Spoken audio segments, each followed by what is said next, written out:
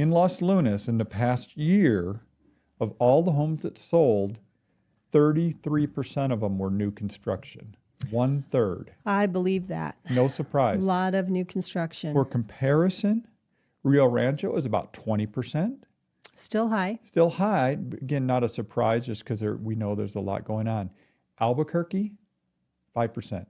Yeah. Only 5% of all the homes that sold in Albuquerque were new construction. So that tells a story that we all kind of know, again, anecdotally.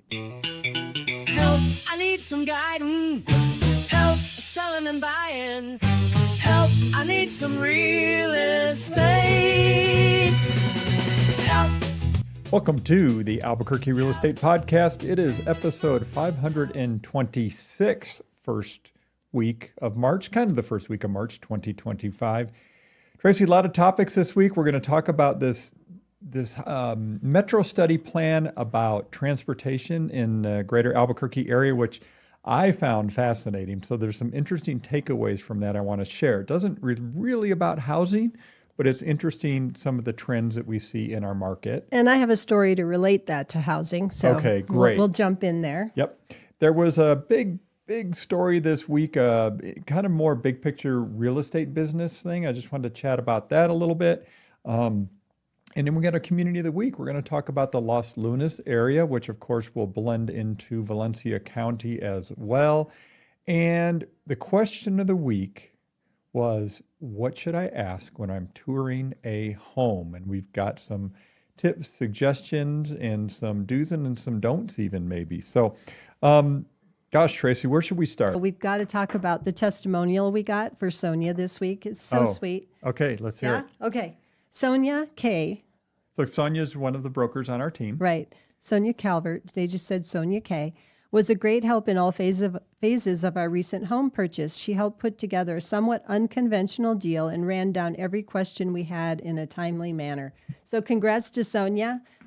She is a great realtor, and boy, she sure did run down a lot because it was an unconventional owner financing transaction. Yes, so, I'm quite familiar with that Yeah. deal. And yeah, I've done a lot of owner financing deals, and this one was a little unique and helped her work through that. So, yep, Congrats. that was cool. Yep. Let's talk about the takeaways from Transition 2045 Metropolitan Transportation Plan, because you know it really well, and I'm looking forward to knowing more about it.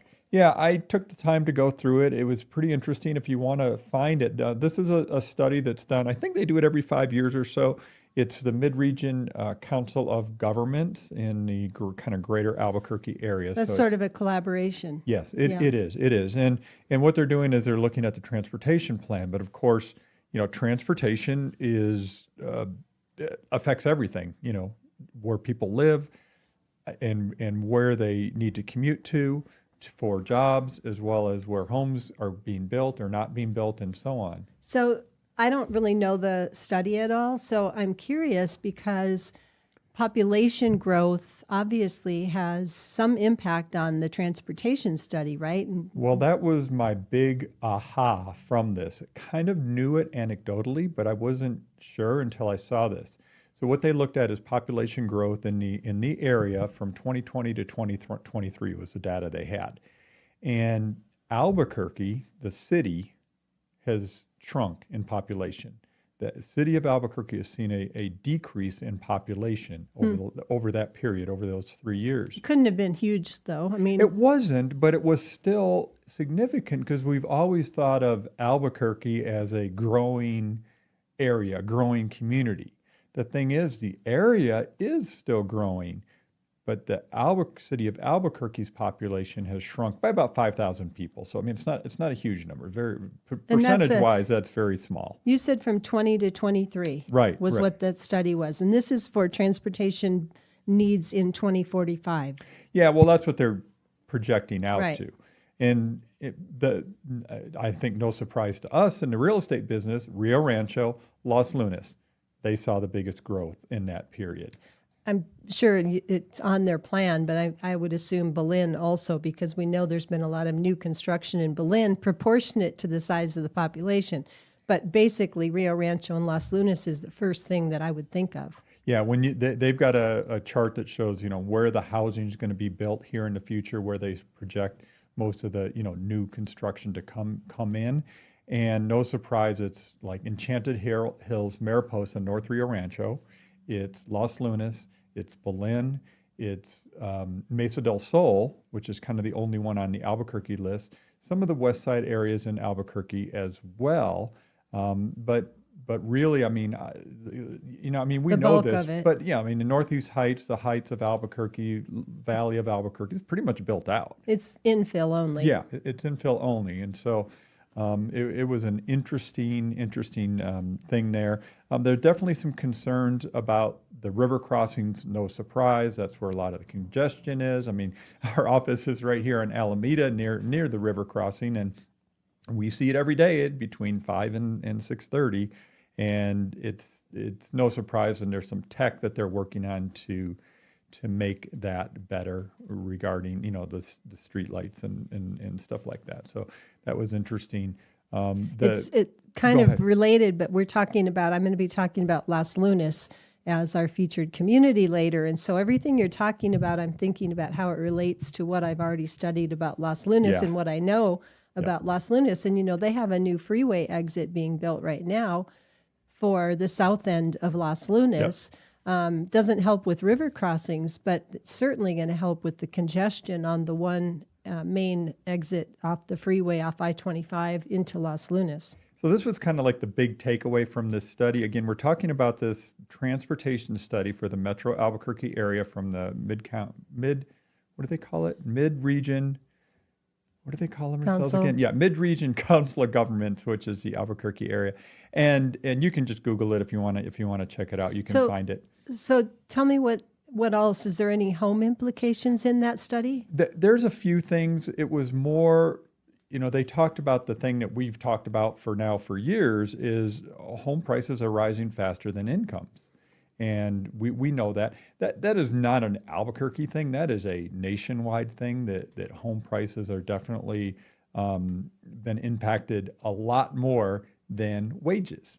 And again, that was a nice way to say it. yeah, again, that ties right into Las Lunas. Right. Where I keep jumping ahead, but Yeah. Las Lunas has got a lot of jobs coming, and they've got some good employment going on there, and they're very forward thinking in their growth and development. So good. Yeah, and another thing on population is the population's getting older. That was another takeaway from that, which I found interesting. So really, kind of the bottom line, it was that they're expecting the Albuquerque area, which is historically a kind of a high growth region, to actually see slower growth in population. So basically, we're saying they are probably looking at transportation for the outlying areas where we're going to see the most growth. Right. So the story, I was at with a seller this morning talking with them, and they're planning to move out of Albuquerque, and I can't tell you how much she was exclaiming that the transportation, traveling, and our roads and are so congested now. And she goes up to Rio Rancho to do a lot of her business, and she said, "Oh my gosh, the traffic here is crazy. I need to move somewhere where there isn't so much traffic." And so you think about Rio Rancho, there's sort of like Unser to get in, golf course, 528, and 528 is a very wide, I don't know, what is it, an 8-lane road? Yeah, no, it is. It's a big road. Yeah, and actually along that line, they do have some maps that kind of show an overlay of some ideas for the traffic flow and fixing the traffic flow. And one of them is the Paseo del Volcan extension, which, gosh, Tracy, we've been talking about that for 20 years. Right. Which will be a road that comes from, let's say, Rio Rancho City Center, goes west and then turns south and then goes all the way down to the airport on the west side. It's like a loop road, right, that they're putting in to be on the outskirts of town, which will allow growth in those areas. Right. It's just it'll be another road in and out of Rio Rancho, which is a challenge right now because, again, Rio Rancho is growing, Los Lunas is growing, and Albuquerque is kind of steady. Maintaining. Yeah. So that's Okay. a big takeaway from that report. I'll put the link in the show notes or in the YouTube here. If if you want to go check it out and do a deep dive into that study. So good stuff there. It's just interesting. And okay, I'm going to say one more thing on it. I was surprised that the expectation is slower population growth. For Albuquerque. For Albuquerque, because I've always thought of Albuquerque as kind of an undiscovered, gem, the metro Albuquerque area for much of the country. Some so of it's that interesting. Yeah. Some of that just doesn't jive with me. I'm sitting here kind of going, I don't know if I see the west side and I know how hard it is for the developers to put together big parcels, but the whole Ventana Ranch, the trails, Montecito, there's still a lot of land out there, and I know it can be difficult to build on because there's a lot of volcanic rock there. And so, like, we've had people who want to buy a lot kind of in that higher above the escarpment, and they wanted to put in a swimming pool, and the builder laughed at them and said, you have to look from lot to lot to see if we can even dig because there's so much volcanic rock underneath the soil. And the soil is sort of like what's blown in to cover the volcanic rock over the years. And they could not put a swimming pool in on any of the lots that they found. So interesting. So segue to Los Lunas. Yeah. Talk about Los Lunas. Let's first off make sure we plug ourselves a little bit here. At least if somebody wants to know who the heck they're talking to or listening to here, it's Tego and Tracy Venturi. We're with the Venturi Group of Real Broker here in Albuquerque. We've been talking about real estate a half hour at a time for about 10 years here, both on radio and on podcasts. So if you got any questions about real estate in the Albuquerque area, you can reach out to us. Yep, for sure. Phone number? I'll let you do the phone number. 448-8888 in the 505. Let you do the phone number. 505 448-8888. Tego. Yes. Why Los Lunas? I've already mentioned a few things, right? Yep. So imagine Los Lunas, 20 miles. Well, it's really 20-minute drive south of Albuquerque. It's freeway, right? It's a small town meets big city sort of opportunity. A few years ago, Tego, I helped a couple that were living, well, actually, she was in Afghanistan and he was in Germany. They were both in the service. And they were getting stationed together finally in Albuquerque at Kirtland Air Force Base. And sight unseen, and before we had a lot of FaceTime type stuff, we Skyped. Yeah. Skype's I a thing remember of the Skype. past. They just shut down Skype. I heard that, yeah. I Skyped with them, and they chose new construction in Los Lunas, and they didn't see the house till after they owned it. They bought it from afar, and they arrived after it had closed to see their new home, but they loved it because the commute was very simple. They were close to the freeway. They jump on the freeway. They set cruise control. Traffic's heavy from Los Lunas to the city. I mean, we know that. I've seen it. But it typically moves unless there's an accident. And they are widening some parts of I-25, I know. Well, that's That's part of that future. That's a whole nother half-hour conversation, but yes. Yeah, but in Los Lunas, a lot of homes there won't break the bank. There's some opportunity still. We have new homes starting in areas of Los Lunas in the high 200,000s. Okay, wait. Oh, am I doing stats without you? It's my job to do stats. I'm doing what I know because I show these properties, right? I know new construction, you can get high 200s. It's probably a 2-bedroom, maybe a 3-bedroom. But new construction, Tego, where you don't have a bunch of things break in your first 10 or 15 years of ownership and energy efficient, your utility bills are lower. Okay, go ahead. Do your stats. So in the last year, median sale price, I used median in this case, in Albuquerque proper was $335,000 for all the homes that sold. That was that was in the last 3 months. $335,000 for Albuquerque. For Rio Rancho, it was actually $359,000. Again, median price in Rio Rancho last 3 months of the homes that sold. Los Lunas, $314,000. So just run through that again. Albuquerque, $335,000. Rio Rancho, $359,000. Los Lunas, $314,000. So you are getting more house for the money in the Los Lunas market for sure. Great, thank you for that. And then I got another stat for you. This is an interesting one. Okay. The other one wasn't interesting? I wrote it. Well, that was interesting. in Los Lunas in the past year, of all the homes that sold, 33% of them were new construction. 1/3. I believe that. No A surprise. lot of new construction. For comparison, Rio Rancho is about 20%. Still high. Still high. Again, not a surprise just because we know there's a lot going on. Albuquerque, 5%.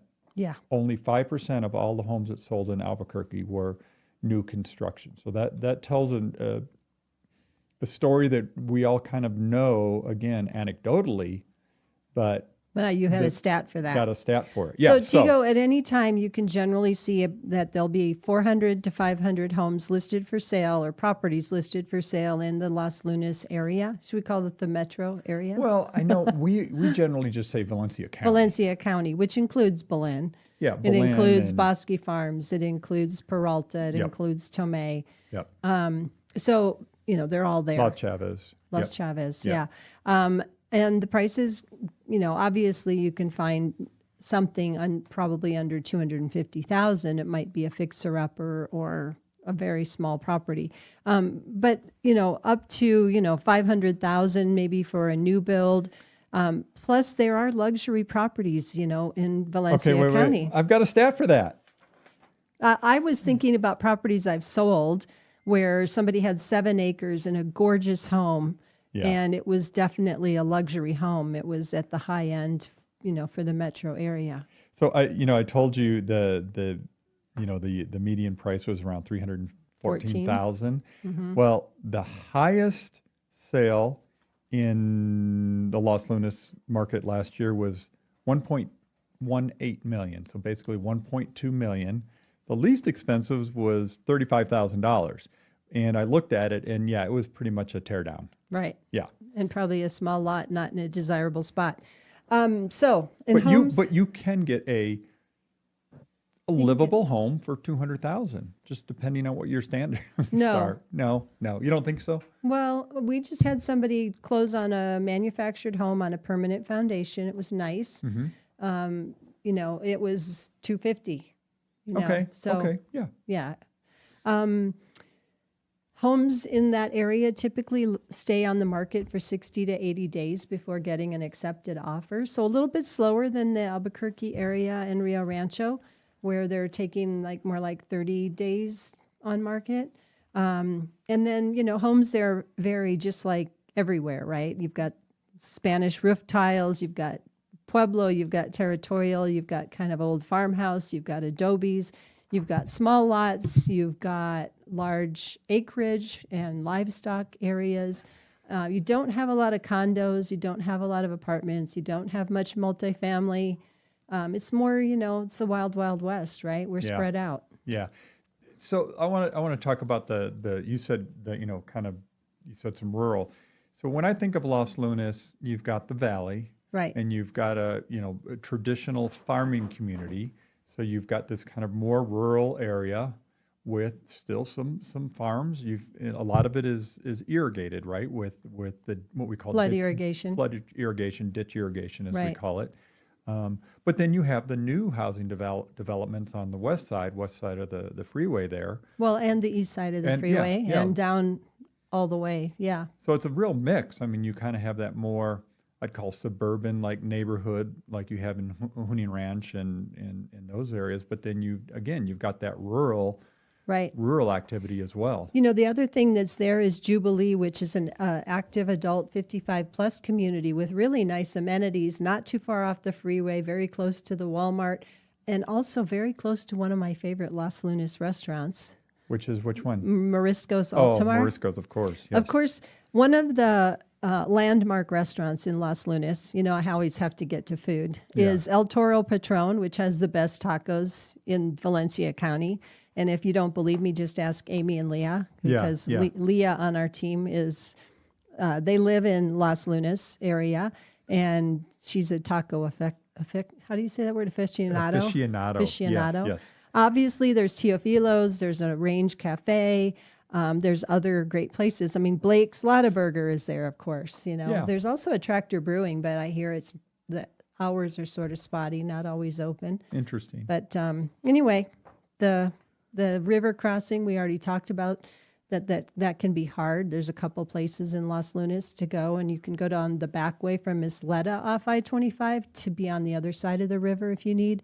But they are getting a new freeway exit at the south end, which would be great because Main Street off the freeway is busy. Yeah, no, it is. There's definitely that it needs another river crossing, and supposedly it's in the works. I've been hearing again. It's one of those things we've been hearing about for a while, but I'm sure it's getting closer and closer all the time. So Yep. we'll have another. So let's talk the vibe a little bit, lifestyle, livability. So we've talked about it because I talk about restaurants, but you think of Los Lunas, like you said, there's developments that are production built homes, but there's, that city local vibe. There's about 18,000 people that live in Los Lunas. They have parades, they have festivals, they have parks, they have Tomei Hill, which has, the famous walk up Tomei Hill on Good Friday, Easter weekend, pilgrimage. The mountains are there. People want to go do outdoor activities, mountain biking, hiking, whatever. There's not too far, but not that close, is the Bosque del Apache Wildlife Refuge, which is south. For bird watching, it just can't be beat. But daily life there, 3 of their elementary schools are considered Apple schools, which is highly rated. So you can pretty much live and stay and work there. There's some major employers there, right? There's an Amazon fulfillment center. There's a Facebook. Well, and then Walmart's big distribution centers. And there. Walmart's distribution center. And there's supposedly more stuff in the pipeline that I've heard rumors about. Too. Right, Yeah. right. The economic development there is very high. They're working really hard to make sure that they have jobs so that people don't have to commute out of Los Lunas. When you're heading towards Albuquerque from the west, there's a cutoff that cuts off having to come into Albuquerque to get to Los Lunas. And, that's helpful for a lot of those big shippers and all the containers that are on our freeways coming and going. Well, and one thing that people don't recognize is that Los Lunas, Belen, the rail and the transportation, that's a big deal. Oh, and there's a rail runner that goes all the way to Belen, Yeah, right? yeah. So people that could work in Santa Fe and take the rail runner back and forth. Speaking of the transportation study. Well, there's been some work to make Los Lunas, Belen more of a logistics hub, and we'll see. We'll Yeah. see. But I know there's people working on that. So it's interesting because I got online and did some research about Los Lunas besides talking to Amy and Leah, and it brought up the Luna Mansion and said, don't miss eating at the Luna Mansion. And the Luna Mansion's been closed for several years, so Yeah. you can't always trust online information. Yeah. But the Luna family pretty much settled there in the 1700s. Remember the old Casey Luna commercials? Oh, yeah. Yeah, for Luna cars. Chevrolet, yeah. Yeah. Yeah. And he was a governor or assistant or something at some point. Casey Luna was, might be he was before in my time in politics. New Mexico, Anyway, it grew from there.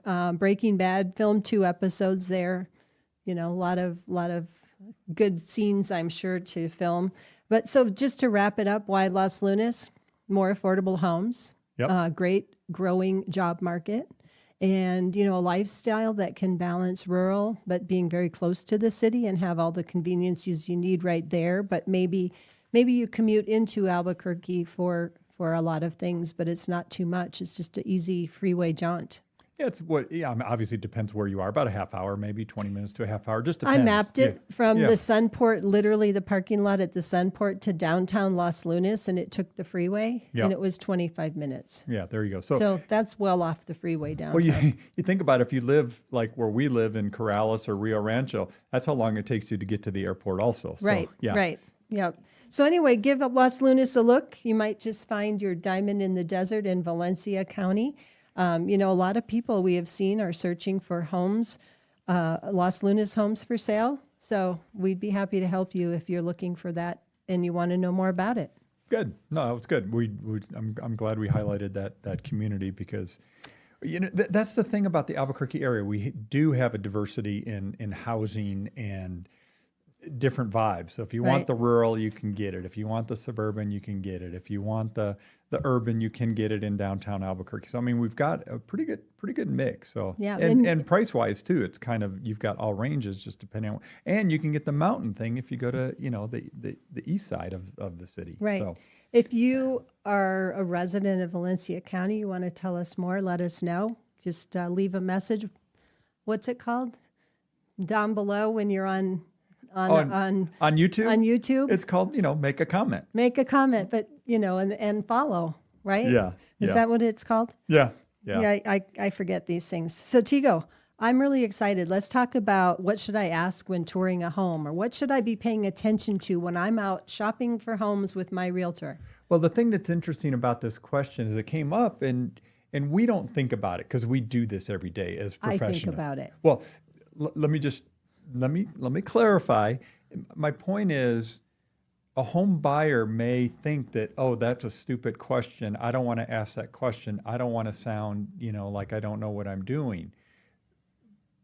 But there are no stupid questions. Right. Really, Right. There really aren't, because there's, you and I have been doing this for so many years, and we've been involved in whatever 4,000 plus home transaction. There's always something you didn't know or we didn't know. I know. I'm not talking about you because you know everything. Oh, please. But You're a smart husband. yeah.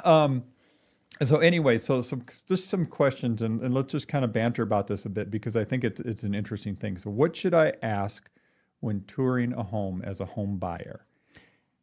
And Let's ahead. go through them kind of quickly and then dive in. Okay. Okay. So what's included with the property? Is there a homeowners association? And if so, how much and what does it cover? Mm-hmm. Right. What kind of condition? How old are different systems and mechanicals in the house? What's the vibe of the neighborhood, the lifestyle there? I've Right. got information on that. What Okay. are the property taxes and what might they be? Right. Yeah. And for negotiations, you might want to know a little bit about maybe why the seller's moving, which we may not ever know. Have there been price reductions? How long has it been on the market? So let's jump back up to what is included with the property. This is an important question, and we have to remember when you're buying and selling real estate, there's certain things that are personal property, and there's certain things that are real property. And real property is something attached to the home.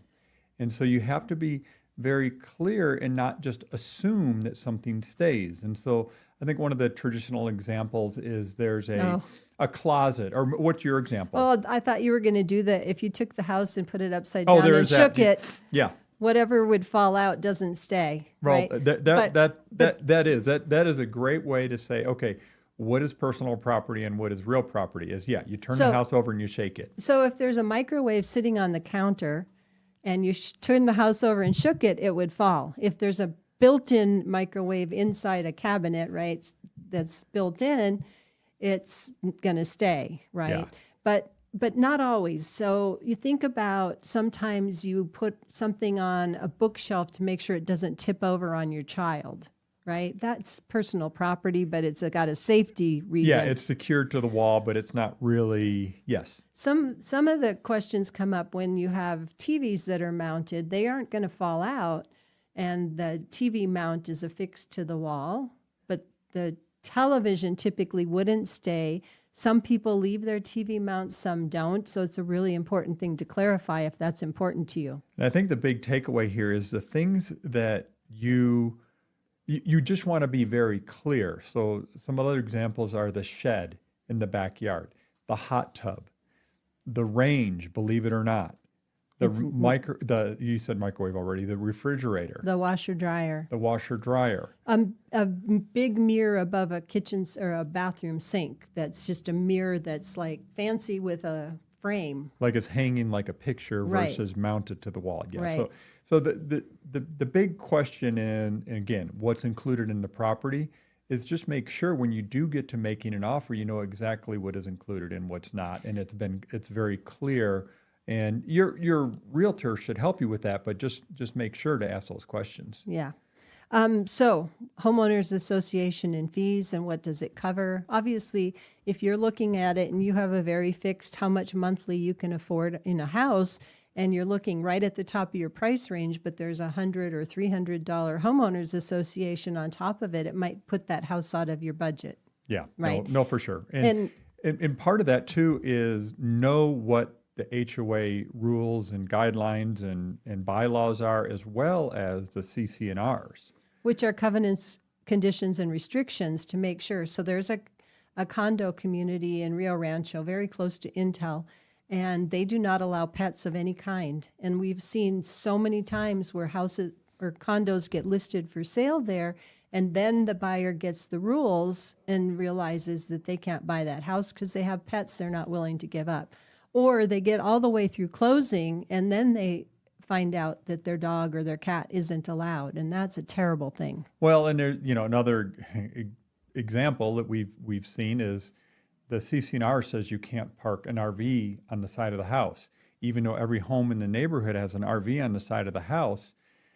Just because it's not being enforced doesn't mean you can still do it. So Right. just little things like that can come up. So you just got to make sure you're digging into that. Okay. So one of the things, kind of a sidebar here, is when you're walking in a house and you're looking at it to see if it's the house for you, just remember that that house is being sold in its current condition. It doesn't have to say being sold as is with no repairs or anything, but basically you're buying what you see. You can't really expect it to be different when it's becoming your home, right? It's in its current condition. Well, and I always say that every home is sold as is, and I know that. Well, I think we've done that What topic that before. means, What does yeah. as is mean? But So anyway, yeah. condition questions, you should find out how old is the roof, and that's Well, and that's what I wanted to say on that, Tracy. Is there's kind of two big dollar item things that you may just not know, and that's the roof, and that's the HVAC. Those are- heating, cooling, ventilation system. Exactly. So it's your heating, your cooling, as well as your roof. Those are the big ticket items that you just want to have maybe a little more information. And let's talk about the seller's property disclosure statement real quick. Okay. So there's a document that everybody that's putting their home for sale should fill out. They say don't that- always. They don't. I You know saw my face. You gave me that look, and I was like, yes, they should fill out. And sellers are expected to disclose any adverse material facts about the property, right? And That doesn't mean that if it had a roof issue 5 years ago and it's been fine since, that doesn't mean they have to do it. That's really just what the current condition is, right? the seller's disclosure in our market was changed a few years ago, and it only asks for current information. It doesn't ask what has happened in the past. And it's current problems, Any current issues, problems. right? So it doesn't have a place where you say, how old is the roof? No, it That's doesn't. not a question. How old is the HVAC? No. That's not a question. So you can always ask those questions, and probably So should. when we're touring the house, though, Tego, we won't know the answers.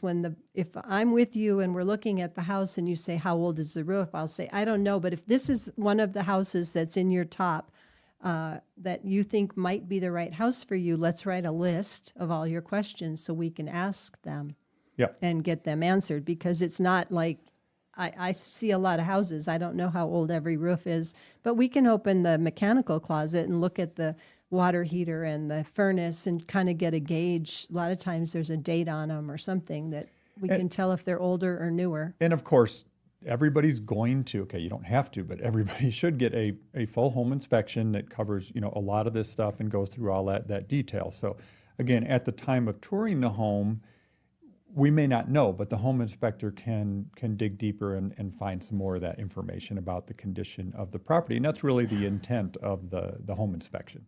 So Tego, a lot of times I'm out showing houses and clients will ask me about the neighborhood. What kind of people live here? What's the neighborhood like? Well, I go into different neighborhoods. I've been doing this for 22 years, and I don't know every neighborhood, and I'm not really allowed to give my opinion about a certain neighborhood. Right.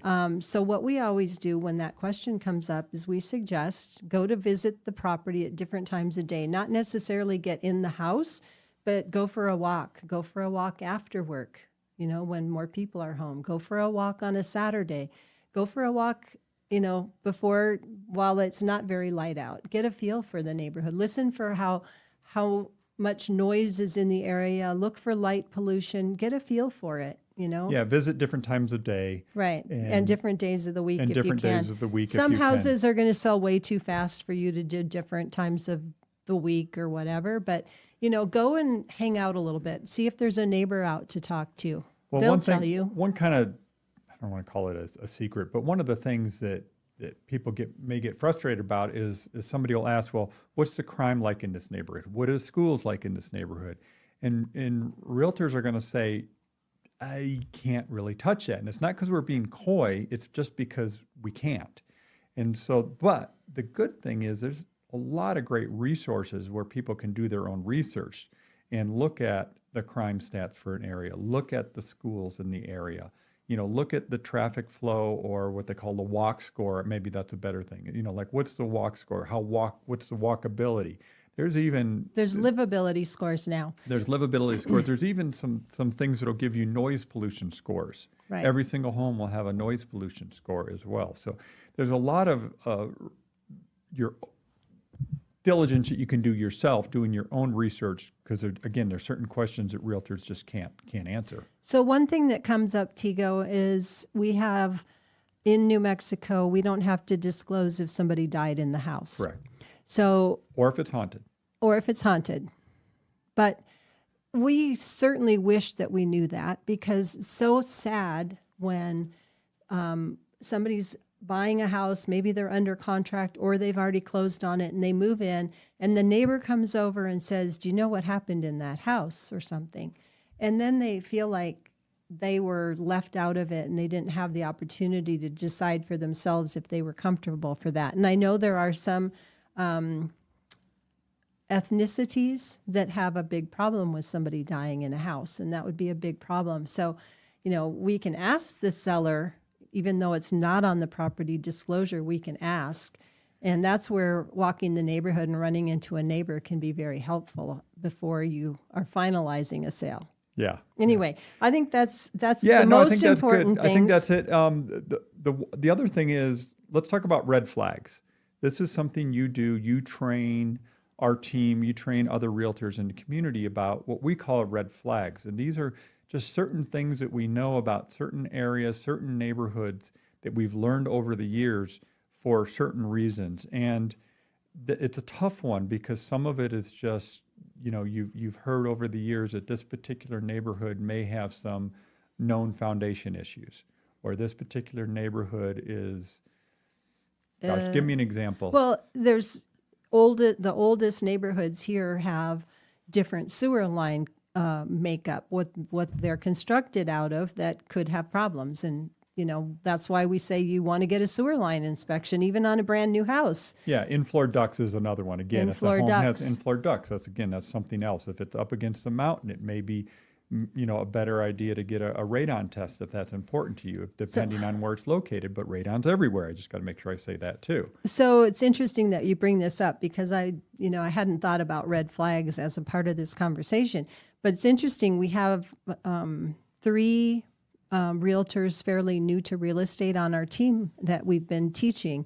And I have a several-page document of red flags that I've basically learned the hard way, right? I go to a home inspection and the inspector says, oh, this has polybutylene piping. And you go, oh, what's that? You know, and that's how you learn, right? Yeah. Or it has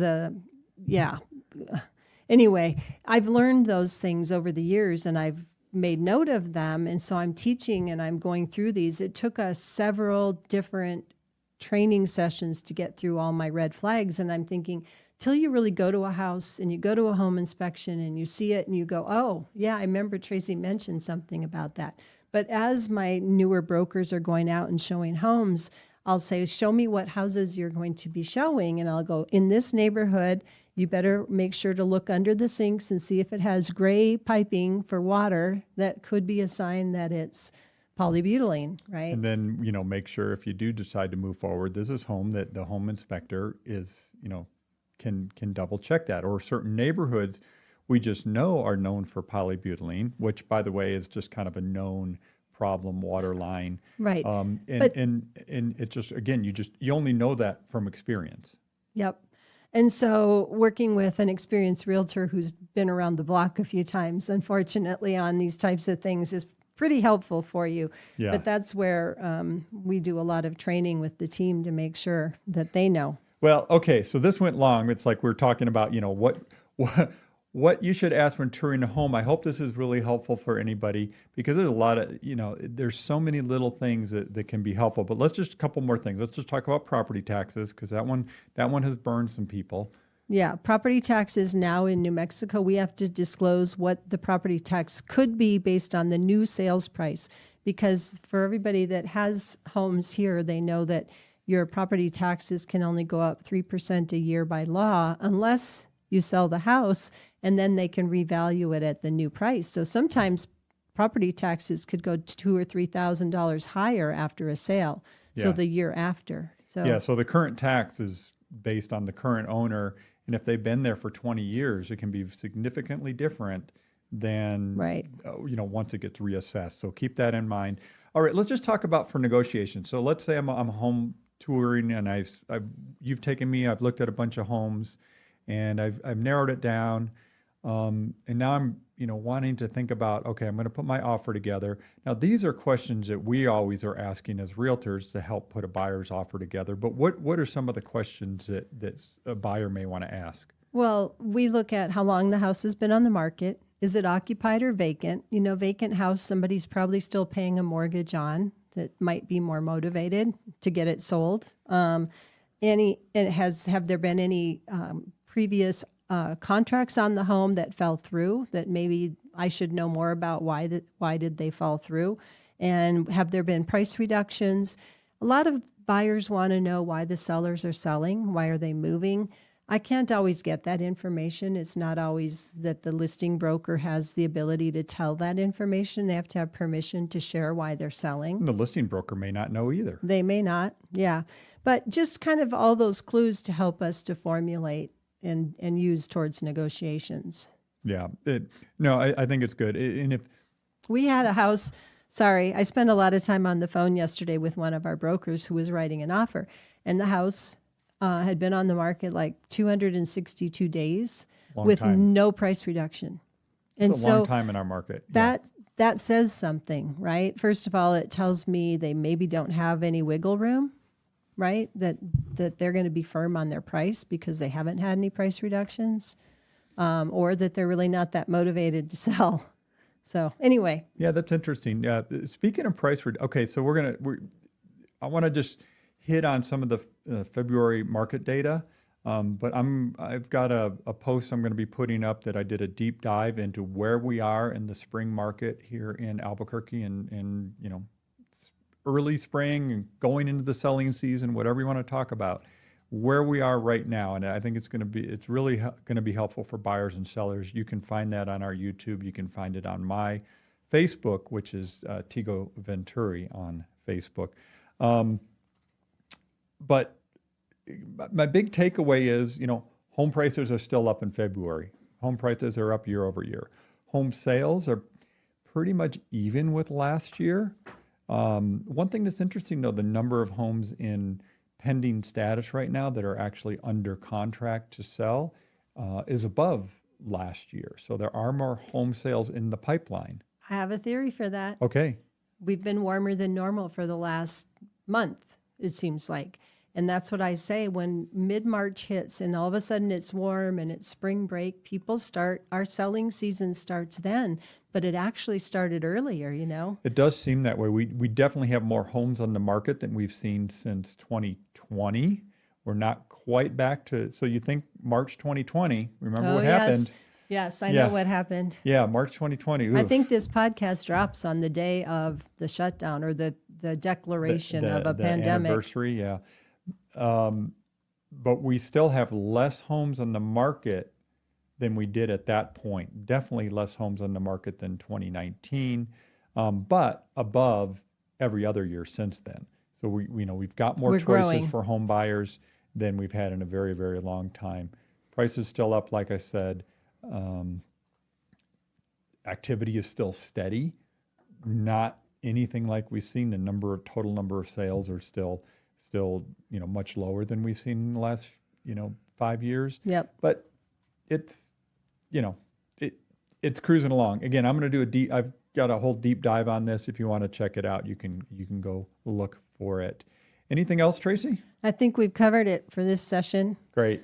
We appreciate everybody tuning in. It is the Venturi Realty Group of Real Broker. You can reach us at 505-448-8888. And Don't forget to subscribe. Is that yeah. the word? Yeah. Subscribe, like, subscribe, Facebook, yep, follow, yep, exactly. And then and share. check out our website at welcomehomeabq.com for homes for sale, as well as a whole lot of market data. If you're into that, I've got it all there. So And call me if you want to go tour homes, because I love to do that. there you go. Take care. Thanks for watching the video all the way to the end. We appreciate you. And please click subscribe. We'll keep you updated on what's going on with real estate in the Albuquerque area and New Mexico, and of course, across the entire country. Have a great one.